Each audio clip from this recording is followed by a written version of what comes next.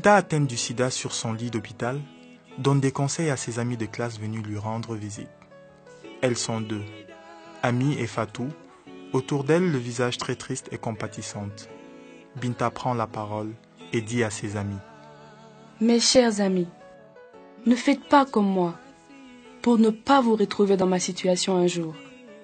J'ai mal profité de ma beauté et ma jeunesse. Je voulais être la fille la plus vue de l'école, du quartier et de tout mon entourage.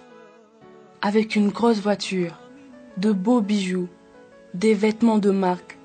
Et tout cela à quel prix? Ami lui jette un regard attristé et curieux, puis lui dit: Dis-nous, à quel prix? Au prix de me donner à plusieurs partenaires pour avoir tout cela. Ami alors lui pose la question: Mais qu'as-tu fait du port du préservatif? Le plus intolérable dans tout ça, c'est que je savais que les infections sexuellement transmissibles, dont le sida, existaient.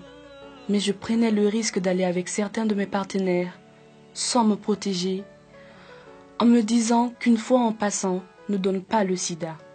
Je regrette d'avoir pris le risque de perdre beaucoup de choses dans ma vie, telles que voir mon rêve de devenir épouse et mère au foyer, devenir une grande avocate. Le conseil à garder dans mon histoire, c'est qu'être jeune et belle ne nous donne pas le droit de tout avoir à n'importe quel prix. Au contraire, cela doit nous donner l'intelligence de prendre nos études au sérieux, faire la fierté de nos parents et de notre entourage. En voulant chercher le matériel, elles oublient que le sida est réel. Le sida est parmi nous.